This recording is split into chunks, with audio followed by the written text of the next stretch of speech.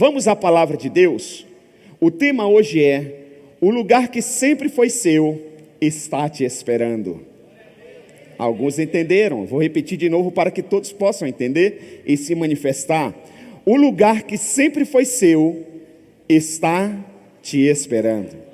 Esse lugar que sempre foi seu, eu poderia dizer que é o lugar da felicidade, o lugar da alegria, o lugar da saúde, da harmonia, o lugar do bem-estar, o lugar da prosperidade que você nasceu para viver. Ele sempre foi seu e está te esperando. E eu vou te explicar como você reconquistar este lugar nesta noite. Nós vamos fazer a leitura do livro de 2 Samuel, capítulo de número 9. Mas antes de lermos o texto, deixa eu dar um panorama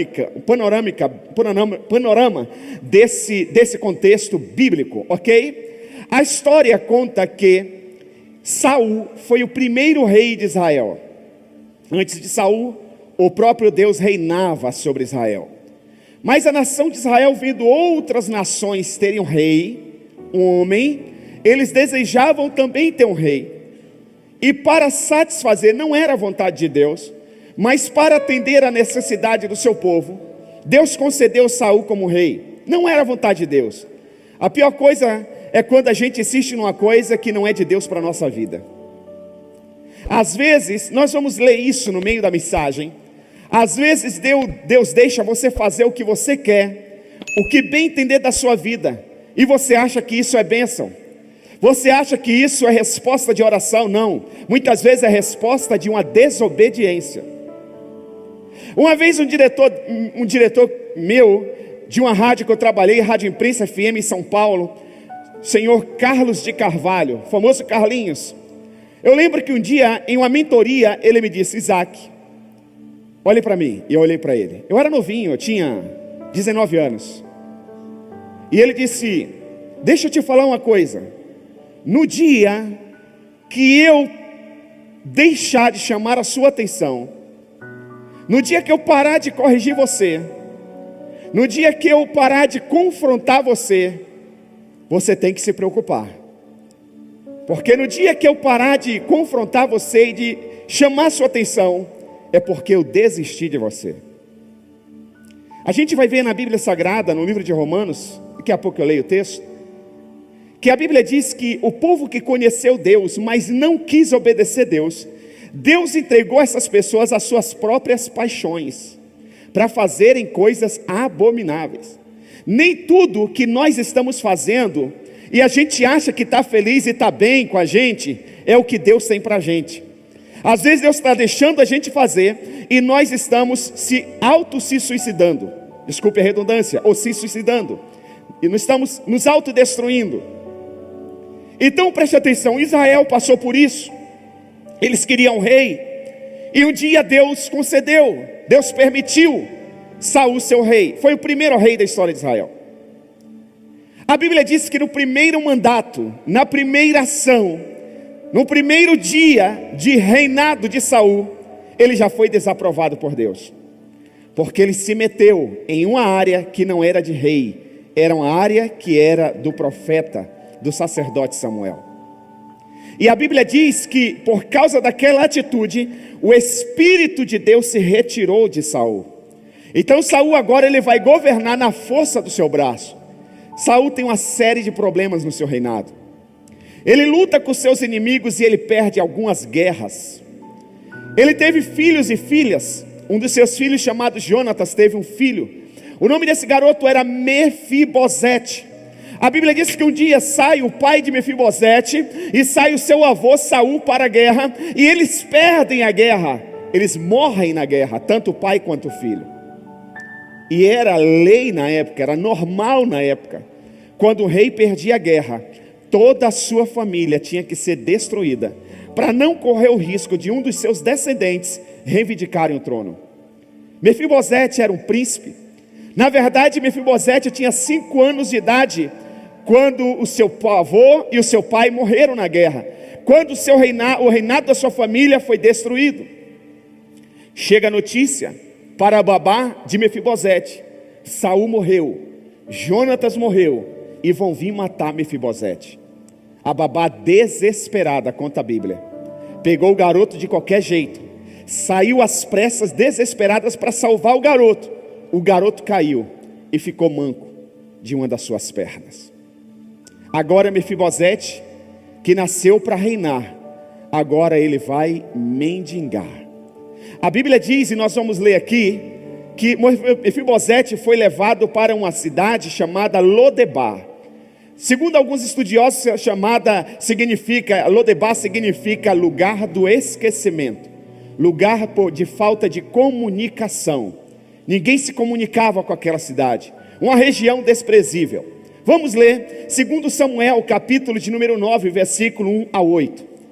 2 Samuel, capítulo de número 9, versículos de 1 a 8, diz assim: certa ocasião Davi perguntou: resta ainda alguém da família de Saul, a quem eu possa mostrar lealdade por causa da minha amizade com Jonatas? Então chamaram Ziba, um dos servos de Saul, para apresentar-se a Davi. E o rei lhe perguntou: você é Ziba? Sou teu servo, respondeu ele. Versículo 3: perguntou-lhe Davi: resta ainda alguém da família de Saul, a quem eu possa mostrar a lealdade de Deus? Respondeu Ziba: ainda há um filho de Jonatas, aleijado dos pés. Onde ele está? Perguntou o rei. Ziba respondeu: na casa de Maqui, filho de Amiel, em Lodebar. Interessante que Ziba faz questão de contar os detalhes. Rei, existe, mas o garoto é aleijado dos pés. Tem um detalhe: ele não está aqui, ele está em Lodebar. O rei já sabia o significado de Lodebar: lugar do esquecimento, lugar sem comunicação. Versículo 5: então o rei Davi mandou trazê-lo de Lodebar. Quando Mefibosete, filho de Jonatas e neto de Saul, compareceu diante de Davi, prostrou-se rosto em terra. Mefibosete? Perguntou Davi. Ele respondeu: sim, sou teu servo. Não tenha medo, disse-lhe Davi, pois é certo que eu tratarei com bondade por causa da minha amizade com Jonatas seu pai. Vou devolver-lhe todas as terras que pertenciam a seu avô Saul, e você comerá sempre à minha mesa. Em outras palavras, estou te trazendo de volta para o lugar que sempre foi seu. Aleluia, aleluia. Estou te trazendo de volta para o lugar que sempre foi seu. Você comerá sempre, não é só hoje, não é uma data festiva, não é no dia do pagamento, não é no dia que está tudo bem no casamento, não é no dia que você está de bem com os seus líderes. Não, você comerá para sempre à minha mesa. Olha como Mefibosete se sentia. Ele vai responder agora, versículo 8. Mefibosete prostrou-se e disse: quem é o teu servo, para que te preocupes com um cão morto como eu? Qual o valor de um cão morto? Hoje se paga muito pelos pets. Tem cãozinho que custa 5 mil reais, o filhote, 10 mil, 15 mil. Tem ou não tem? Custa muito caro. Mas um filhote desse que custa hoje 15 mil reais, esse filhote, essa raça morta, vale quanto? Nada. Sabe o que Mefibosete está dizendo? Eu não tenho nem um valor para o senhor rei se importar comigo. Esse garoto, que agora já é um homem, ele já é casado, ele tem filhos, ele se sente como um cão morto, sem valor. Mas ele nasceu para reinar. Ele era um príncipe, ele tinha propriedades, ele tinha terra. Na verdade ele tinha um trono, ele tinha um palácio. Mas ele agora anda se rastejando. Ele agora, em alguns momentos, ele é carregado. Ele agora se sente como um cão morto. E muitas vezes nós também nos sentimos assim. Às vezes nós não nos expressamos como Mefibosete se expressou diante do rei Davi, mas muitas vezes nós nos sentimos assim, como um cão morto. Não podemos mais permitir que o nosso passado destrua o que Deus tem para nós no presente. O passado de Mefibosete estava impedindo que ele vivesse o que Deus tinha para a vida dele no presente. Ele já está no palácio, ele já está na frente do rei. O rei diz: não tenha medo. Em outras palavras, o rei está dizendo: eu não vou te matar, eu vou te abençoar, não tenha medo, fique tranquilo, eu vou retribuir, eu vou devolver tudo que pertencia ao seu avô, tudo que pertencia ao rei Saul, eu vou devolver para você, e você sempre comerá à minha mesa. E mesmo depois de Mefibosete ouvir tudo isso, ele responde: quem é o teu servo para que te preocupes com um cão morto como eu? Às vezes, irmãos, Deus está nos abençoando, Deus está falando com a gente, e mesmo assim a gente ainda se considera um cão morto. Deus está abrindo portas, Deus está nos dando oportunidade, Deus está nos curando, Deus nos mantém com fôlego de vida, e nós ainda estamos nos sentindo como cão morto. Deus manda te dizer: não deixe que o seu passado, não deixe que os traumas do passado, as decepções do passado, roube de você o que Deus tem para você no presente. Precisamos admitir e confrontar as questões ocultas que ameaçam o nosso destino. Todos nós temos feridas e situações adversas escondidas lá no fundo do nosso ser.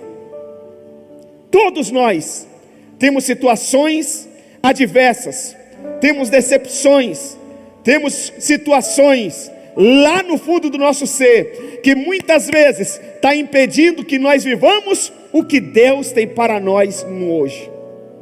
E o que Deus tem para nós hoje é um presente de Deus para nós. O ontem não existe, já passou. Amanhã é um futuro, ainda não chegou. Tudo que nós temos é o hoje. E o hoje a Bíblia chama, Deus diz, é um presente. Quem está me entendendo diz amém.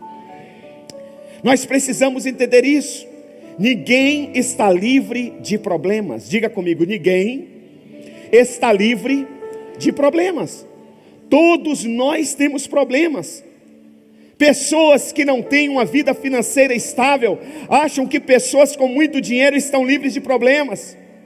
Quantos de nós às vezes assistimos ou passamos na frente de uma mansão, ou encontramos alguém com um carrão no trânsito, e a pessoa está com um relógio bonito no pulso, uma roupa de marca, e você diz: ah, se eu tivesse o que ele tem, eu seria feliz. Ah, aquele ali não tem problema nenhum. Mas irmãos, todos nós temos problemas, ricos e pobres, cultos e incultos, pretos e brancos, todos nós temos problemas.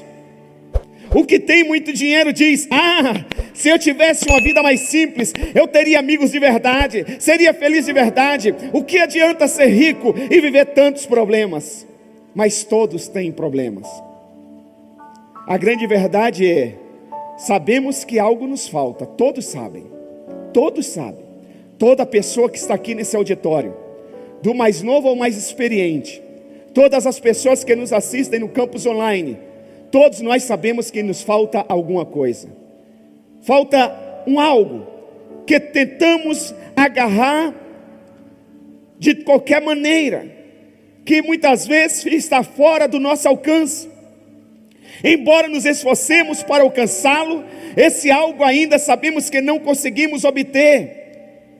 Nós precisamos entender que desde o homem de negócios ao advogado de grandes empresas não alcançaram, ao prestador de serviço, a mulher do lar, o vendedor, o comerciante, ainda não alcançaram algo que eles entendem que está faltando. Essas pessoas estão cometendo suicídio bem ao lado do viciado de craques. Muitas vezes nós olhamos para o dependente químico, para o alcoólatra, aquele que está na sarjeta, e nós achamos que ele está matando a vida dele, ele está destruindo a sua vida. Mas muitas vezes nós estamos bem vestidos, muitas vezes estamos até dentro de uma igreja, estamos dentro da nossa casa, deitado na nossa cama, e muitas vezes nós estamos nos suicidando com as nossas próprias vontades, buscando saída onde não tem saída, buscando preencher o vazio em lugares que não podem preencher, ou em coisas. Seja você um empregador ou um diácono, um pregador ou um diácono, negro ou branco, batista, assembleiano, presbiteriano ou ateu, a verdade é uma só. Nós precisamos entender: para se tornar quem você deseja, é preciso primeiro abrir mão de quem você já foi. Vamos falar juntos no 3? 1, 2, 3.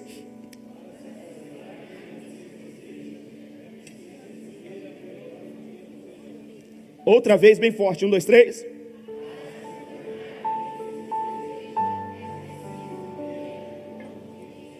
Para se tornar quem você deseja, é preciso primeiro abrir mão de quem você já foi. Você já foi resgatado das trevas. Você já foi lavado e remido pelo sangue do Cordeiro. Esqueça o que se foi, não viva no passado. Deus está fazendo algo novo na sua vida. Se desprenda. A Mefibosete está no palácio, mas ainda está se considerando um cão morto. Mefibosete está na presença do rei, mas ainda está se sentindo como se estivesse na sarjeta. Muitas vezes nós estamos na igreja, Deus já restaurou nosso casamento, Deus já nos deu uma família, Deus já nos curou, Deus já realizou muitos milagres e maravilhas na nossa vida, mas nós ainda estamos nos sentindo como se estivéssemos lá nas trevas, subjugado pelo pecado, debaixo de maldição. A Bíblia diz que aquele que está em Cristo, nenhuma maldição há para os que estão em Cristo. Você precisa entender quem você é em Cristo Jesus, meu irmão. Esqueça o que se foi. Somente quando você se libertar do seu antigo eu, é que poderá ser quem sempre quis ser.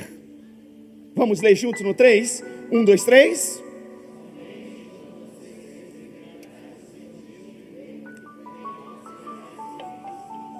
Foi mais ou menos, para valer agora, bem forte. 1, 2, 3.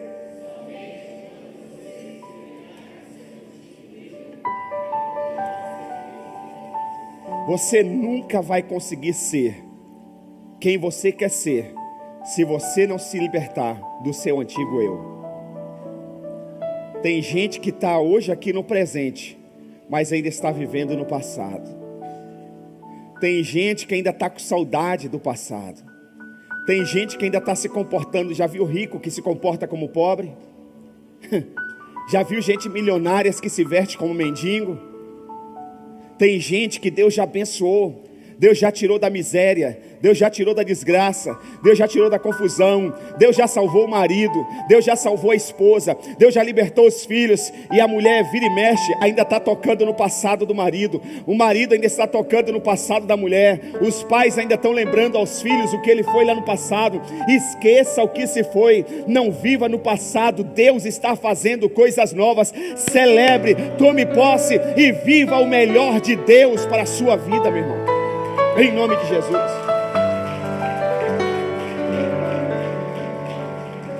Anote aí, primeiro, se livre dos inimigos internos. O pior inimigo nosso não são os inimigos externos, são os internos. Quando eu falo para líderes, principalmente para novos líderes, às vezes eu uso a seguinte expressão, eu dou o seguinte ensinamento: existe autoridade interna e existe autoridade externa. Pega isso aí. Isso serve para o mercado corporativo também. Existe algo que é chamado de autoridade interna e autoridade externa. A autoridade externa, o seu líder libera sobre você. Ele diz: a partir de hoje, o gerente dessa corporação é o João. Então, a partir de hoje, todos vocês vão se reportar nesse setor ao João. Isso é autoridade externa. A autoridade interna, o João tem que conquistar diante daqueles seus liderados. Isso ninguém pode lhe dar, só você pode conquistar. Por isso que algumas pessoas insistem que são líderes, mas ninguém os segue. Porque alguém colocou ela como líder, mas ela não tem autoridade interna. É importante nós entendermos isso. Os nossos maiores inimigos não são os inimigos externos, mas são os inimigos internos. Porque o inimigo interno depende da gente, não depende do outro. Somos nós muitas vezes que alimentamos o inimigo interno. Então se livre dos inimigos internos. Se quiser ser livre, você precisa estar disposto a desafiar todas as crendices, tradições e práticas pecaminosas que ainda habitam dentro de você. A liberdade só chega quando nós desafiamos, quando confessamos a nós mesmos as coisas que talvez não tenhamos dito à nossa esposa, ao marido, aos nossos amigos ou aos nossos pais. Todos nós temos algo que nunca confessamos para ninguém. E esse algo pode ser o seu inimigo interno. Por isso que muitas vezes a gente olha para alguém e diz assim: como que pode? Como que ele fez isso? Ele era tão de Deus, ele pregava, ele cantava, ele amava tanto a esposa, ela amava tanto o esposo, parecia ser uma família tão unida, mas de repente, tudo veio água abaixo. Um inimigo interno que estava lá dentro, que nunca foi confessado, mas sempre foi alimentado. Ele não tem pressa, chegou uma hora que ele explodiu. Ele explodiu. Então cuidado com o seu inimigo interno. Às vezes é um vício, é uma prática, é um hábito, é um costume, é um modo de ser, é um pensamento. Chegou o momento de lidar com pendências do passado. Se você quer avançar, se você quer viver o melhor de Deus na sua vida, se você quer retornar, voltar, tomar posse do lugar que sempre foi seu, você precisa resolver com as pendências do passado. Você precisa confessar. E nós precisamos entender. Muitas mulheres precisam entender que o marido dela agora é um novo homem. E ele está confessando coisas do passado e não do presente. E glorifica a Deus porque ele está confessando, porque quando ele confessa, ele destrói aquele inimigo interno. Já vi maridos falarem: mas se eu confessar, minha esposa vai me abandonar. Só se ela não for sábia, só se ela não entender a palavra de Deus, só se ela não estiver nesse culto aqui. Porque se ele confessar algo do passado, ele está destruindo o inimigo interno que estava oculto dentro do ser dele. E vice-versa, pode ser com a mulher também, pode ser com os filhos. Essas pendências são inimigas da sua alma. Pendências não resolvidas, inimigos internos, são inimigos da sua alma. Olha o que o salmista Davi declarou nos Salmos de número 32, versículo 3. Ele disse: enquanto escondia os meus pecados, o meu corpo definhava de tanto gemer. Enquanto eu escondia o meu corpo definhava de tanto gemer. É lógico que quando a gente fala gemer, dentro da nossa limitação, a gente lembra de uma pessoa sentindo uma forte dor e gemendo: eu não estou aguentando, me socorre, por favor, é isso? Mas às vezes a nossa alma geme de outras formas. Às vezes a nossa alma geme com lágrimas a noite inteira em cima de um travesseiro. Às vezes a nossa alma geme com a nossa vida não avançando. Todo mundo olha para você e diz: você tem tudo para dar certo. Você ouve, você entende, mas você não consegue compreender como avançar. Você não sabe o que está acontecendo na sua vida, que parece que você dá um passo para frente e 2 para trás. Muitas vezes pode ser inimigos internos que estão calados, escondidos, quietinhos aí dentro de você e estão te matando. Você tem que confessar, você tem que colocar para fora, você tem que dar um grito de socorro para Deus te ajudar. O salmista disse: enquanto eu escondi os meus pecados, a minha alma gemia. Ou seja, eu definhava, eu não ia para frente, a coisa não dava certo. A grande verdade, queridos, espero que você entenda isso também. Eu particularmente não me preocupo exageradamente com bruxas, demônios, feitiçarias, astrologia. Apesar de o crime ser realmente horrível, não me preocupo demais com assaltantes, ladrões ou golpistas. Final do ano passado, eu fui assaltado em São Paulo. É terrível, é horrível. Mas de verdade, não é a minha maior preocupação os assaltantes. Não é a minha maior preocupação essas coisas de azar. Não é a minha maior preocupação astrologia, bruxaria. Não quero ser vítima de gente assim, mas eles não são meu maior terror. Também não sofro de medo com uma figura de vermelho carregando um tridente dizendo que é Lúcifer. Não tenho medo.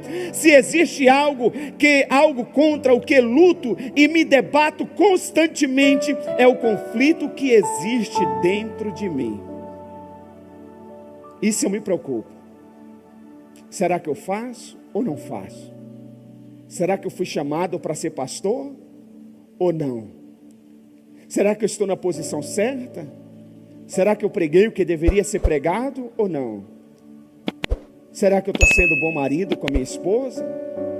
Será que eu devo permanecer casado ou não? São conflitos internos. Esses são os nossos piores inimigos. É o que muitas vezes não deixa nós avançarmos, não deixa nós rompermos. Por isso que nós precisamos estar constantemente aos pés da cruz, em oração. Em oração. Eu recebi uma proposta recentemente, há um mês e pouco atrás. Algo assim fantástico, maravilhoso, que todo pastor quer viver, todo pastor quer estar lá. No primeiro momento eu fiquei super entusiasmado, mas depois eu trouxe para a sala de oração.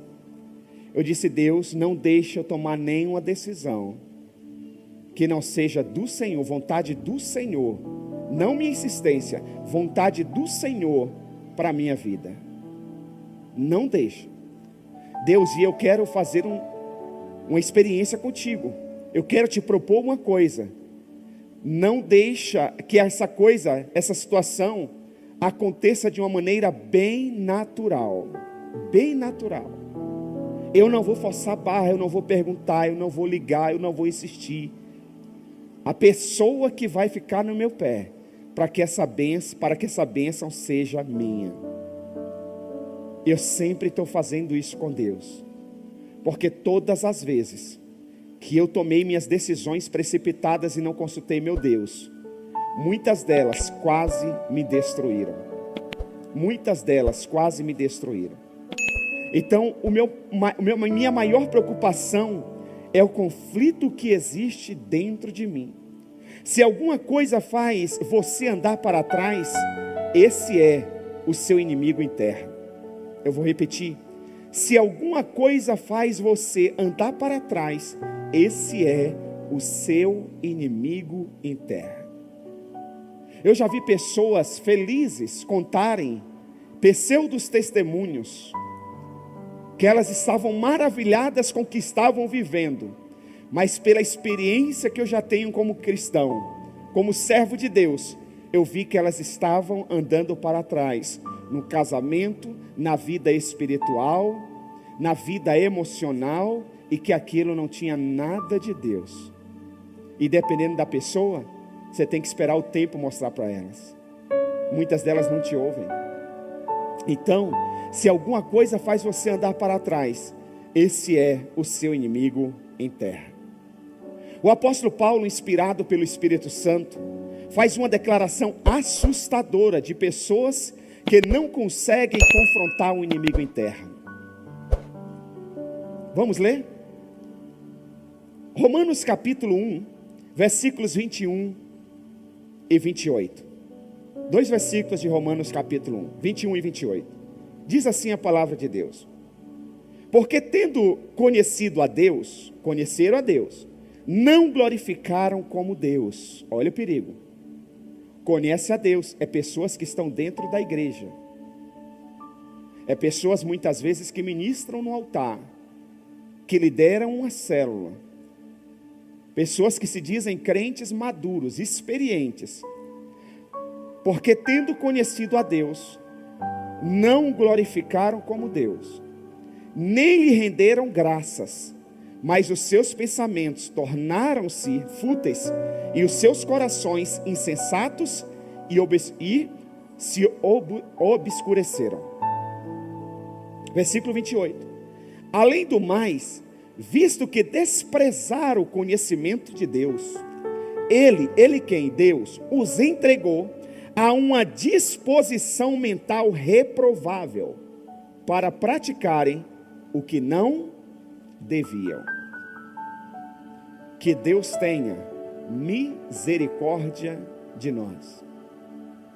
Muitas vezes nós falamos, mas está dando certo, pastor, está funcionando, estou sustentando a minha família, está certo, pastor, mas muitas vezes está dando certo na sua mente, porque Deus já entregou você aos seus prazeres, aos seus pensamentos deploráveis, e você vai fazer coisas que não devia fazer, e isso vai destruir você. Cuidado. A Bíblia diz que essas pessoas conheceram a Deus, mas decidiram não glorificar como Deus. O julgamento divino foi entregá-lo a si mesmo. Esse é o pior julgamento. O julgamento que chama a sua atenção, que corrige você, que você se sente humilhado, que você se sente diminuído. Isso aqui é fichinha, mamão com açúcar. Porque a Bíblia diz que aqueles que são humilhados, Deus faz o quê? Deus exalta. Quando você se coloca à disposição, tem um coração ensinável, você pode até se sentir humilhado, mas Deus vai te exaltar. Quando você tem um espírito altivo, você não tem um coração ensinável, rebelde, submisso, sabe o que vai fazer? Vai chegar uma hora que Deus vai entregar você aos seus próprios desejos. Faz o que quer da sua vida, se vira, toca a sua vida. Esse é o pior julgamento para um ser humano. Quem consegue entender e está recebendo essa palavra, diz amém. O maior julgamento que poderia arrebentar qualquer um de nós, seria Deus nos entregar a nós mesmos.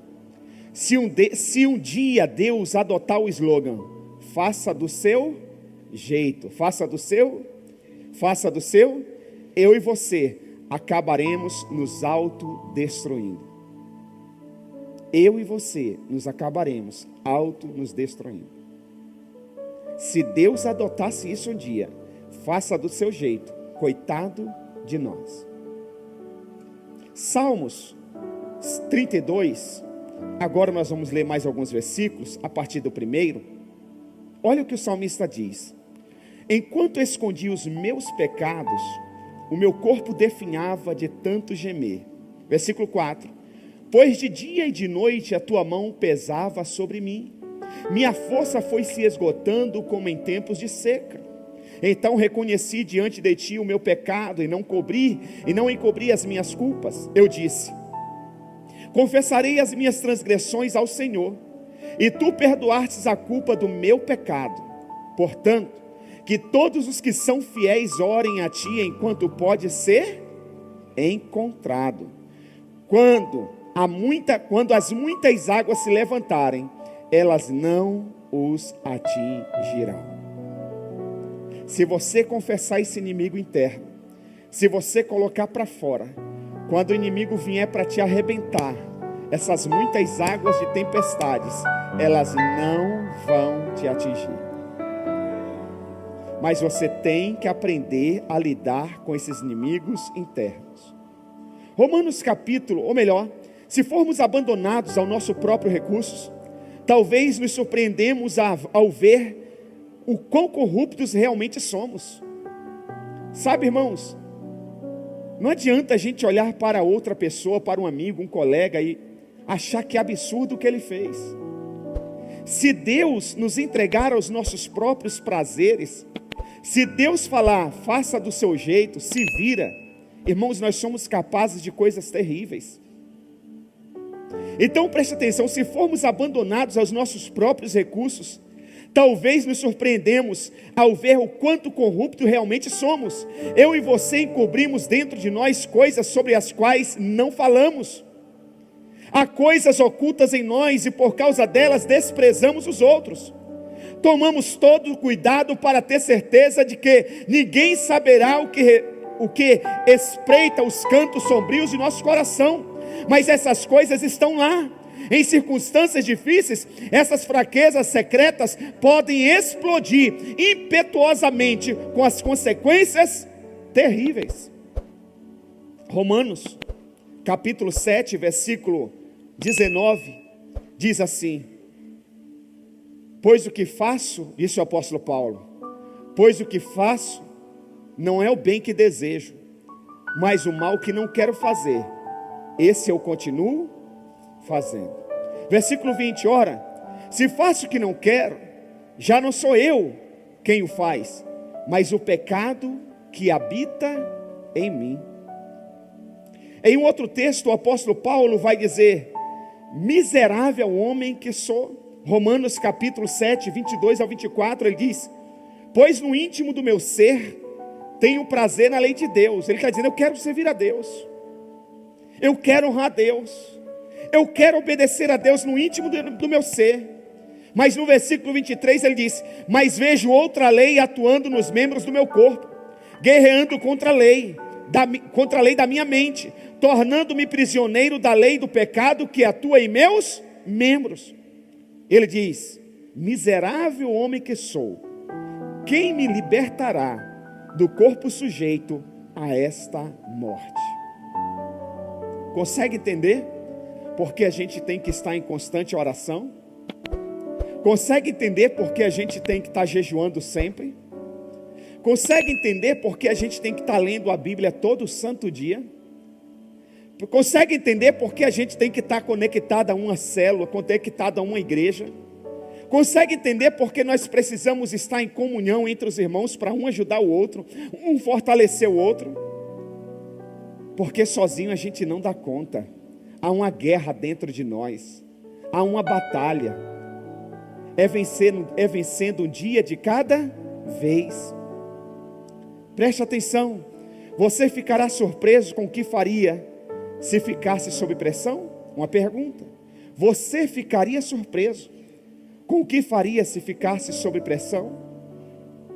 Eu percebo algumas pessoas, eu que lido com muita gente, e eu vejo algumas pessoas tão agradáveis, tão bacanas, tão sorridentes, até você confrontar, até você falar alguma coisa que toca na ferida dela, a figura, o rosto muda, os lábios começam a ficar envermelhados, os olhos ficam vermelhos, a pessoa se arma, parece uma serpente, levanta a cabeça. Interessante, são os inimigos internos. Está lá quietinho. Enquanto você não confronta, enquanto você não mexe com ele, é como uma serpente. Ela está lá enroladinha no cantinho dela, quentinho. Se ela se sentir ameaçada, na hora ela solta o veneno. Irmãos, nós precisamos estar aos pés da cruz. Esse é um culto que nós denominamos culto do favor de Deus. Tem a ver com graça, favor imerecido. Mas nós não podemos prostituir a graça. Nós temos que matar, nós temos que colocar para fora esses inimigos internos, para nós conquistarmos o lugar que sempre foi nosso. Preste atenção. Caso sua raiva oculta explodisse, o que você faria com aquela faca na gaveta da sua cozinha? Uma pergunta. Caso essa raiva oculta que está escondida aí, você não colocou ela para fora ainda, você está na igreja, você é dizimista, você é ofertante, você lidera alguma área nessa igreja, você frequenta essa igreja já há algum tempo, mas aquela raiva oculta está dentro de você.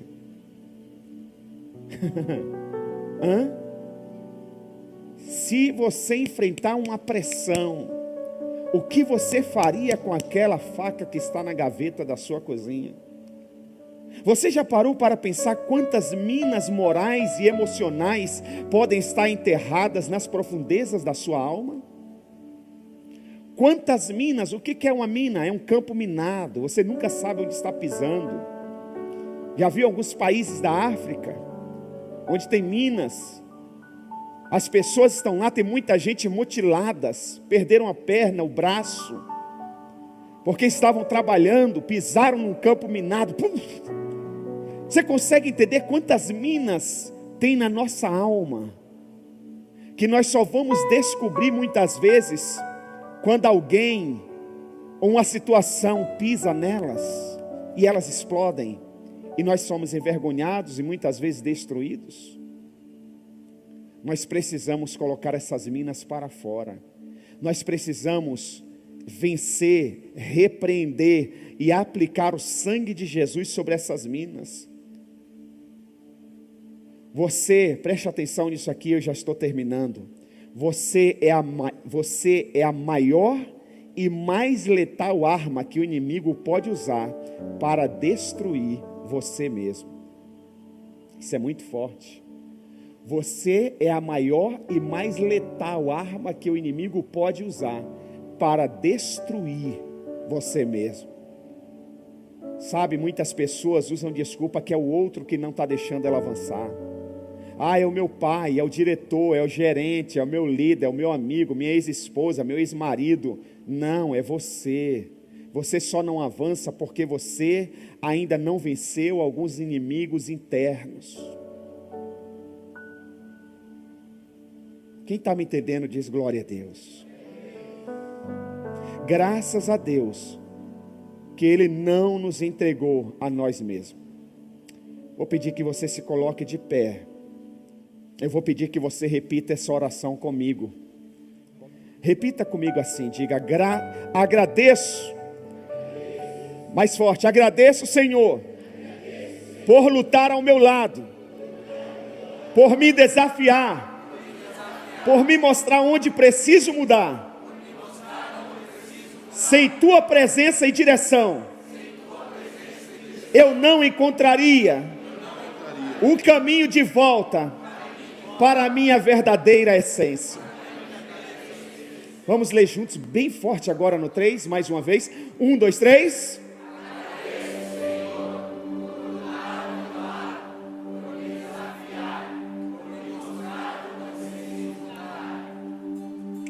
Aleluia. Feche os seus olhos. 2 Samuel 9:7. O rei Davi disse a Mefibosete: não tenha medo. Disse-lhe Davi: pois é certo que eu tratarei com bondade, por causa da minha amizade com Jonatas, seu pai. Vou devolver-lhe todas as terras que pertenciam a seu avô Saul, e você comerá sempre a minha mesa. Esse é o lugar que Deus tem para mim e para você. É o lugar da felicidade, é o lugar da vitória, é o lugar da paz no lar, é o lugar da harmonia, é o lugar do descanso, é o lugar de refrigério, é o lugar da prosperidade, é o lugar da restituição, é o lugar da restauração. Volte para o lugar que sempre foi seu.